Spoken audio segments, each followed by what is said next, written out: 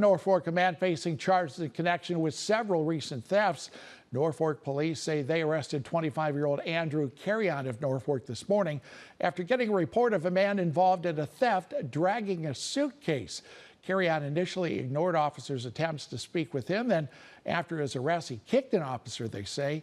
Police determined the suitcase was also stolen, and Carrion was in possession of several items taken from area vehicles. He's facing 6 criminal charges, including assault on an officer, resisting arrest, and theft by unlawful taking. He's also being held on an active warrant out of South Dakota.